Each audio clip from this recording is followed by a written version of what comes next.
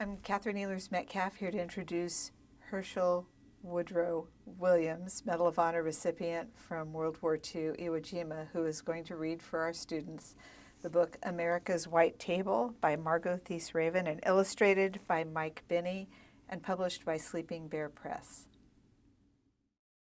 I am Herschel Woody Williams. I'm United States Marine Corps CWO4 retired, and I'm here to read America's White Table. It was just a white table, but it brought tears of pride to my Uncle John's eyes the Veterans Day that he came for dinner and stood by it, set for one person, even though nobody would be eating at it. It was just a little white table, but earlier that day, Mama had told Gretchen, Samantha, and me the little table we were sitting for Veterans Day was just like the ones that have stood across America in the dining halls of the Army, Navy, Marine Corps, and Air Force since the Vietnam War ended. The tables honor the men and women who serve in America's armed forces, especially those missing in action, our MIAs and those held prisoners of war, our POWs.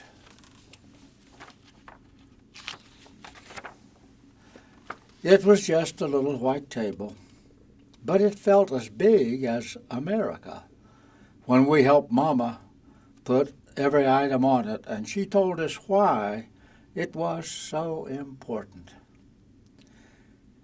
We use a small table, girls, she explained first, to show one soldier's lonely battle against many.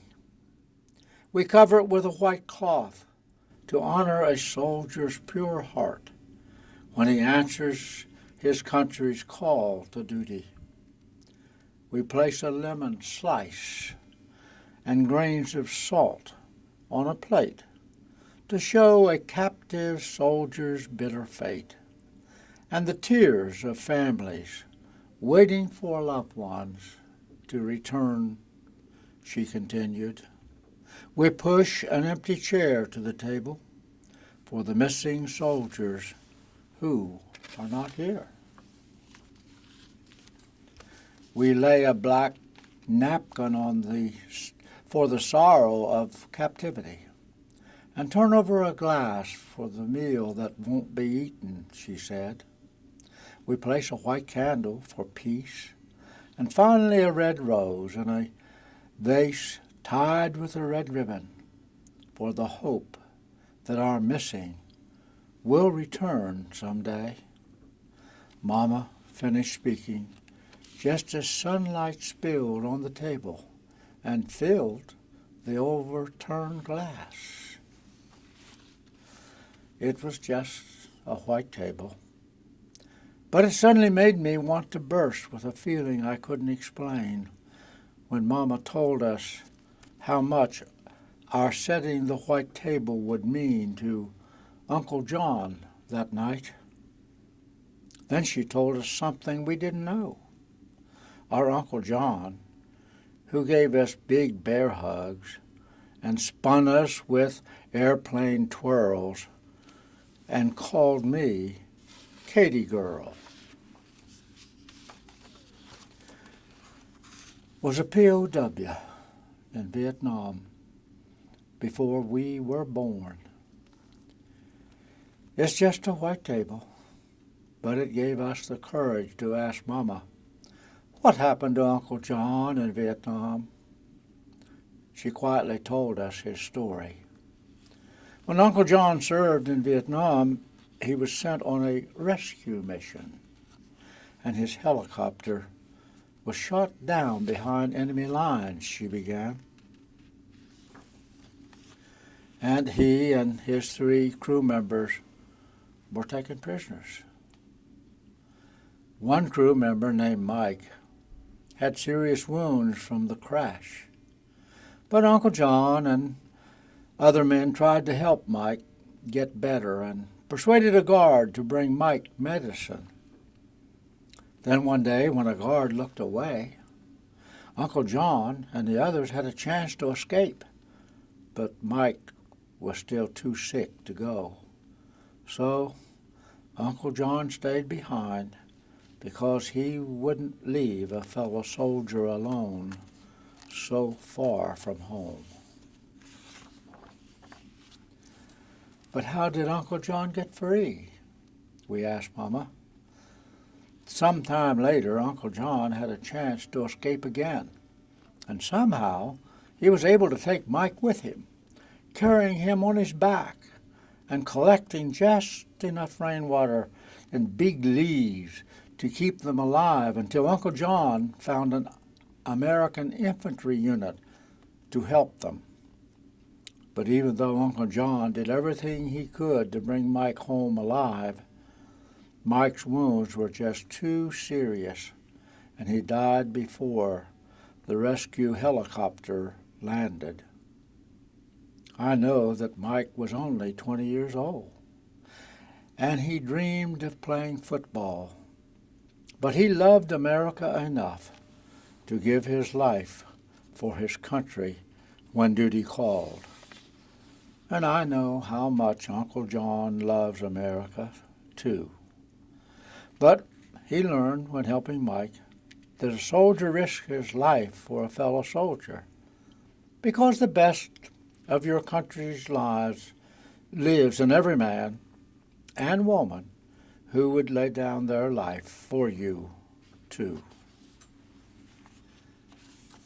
It was just a little white table, but it needed words of gratitude, like Mama's Thanksgiving meal.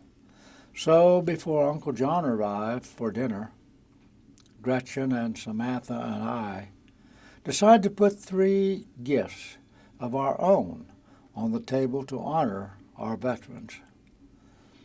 Gretchen colored pictures of all the objects on the table, and Samantha wrote out the words of "My Country, 'Tis of Thee" as a tribute in song. But I didn't know what a 10-year-old girl, could ever put on the table that was as important as each veteran's gift of freedom to me. It was just a white table, but I looked at it all dinner long, and in the quiet inside me, I could almost hear the silent soldiers of the empty chair saying, "Remember us, please. We are real people, like your Uncle John and Mike, who left families and friends, homes and dreams, and our own to protect your birthright of freedom from disappearing as early as sunlight from a glass." It was just a white table, but it took my words away when I hugged Uncle John good night and wanted to thank him for serving our country so bravely.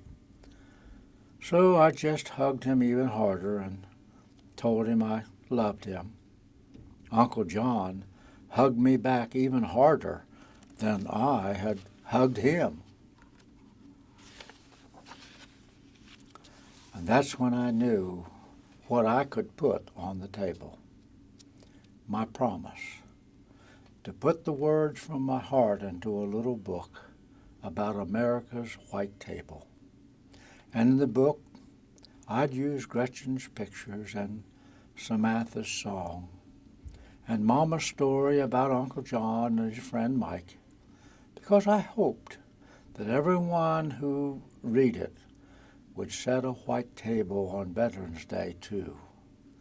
So the brave Americans the little table honors won't ever feel forgotten by the country they love so much.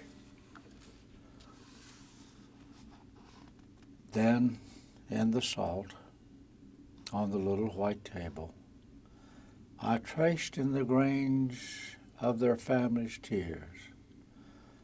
What each man and woman who serves America is to me, a hero. And that's when I saw the tears of pride fill my Uncle John's eyes.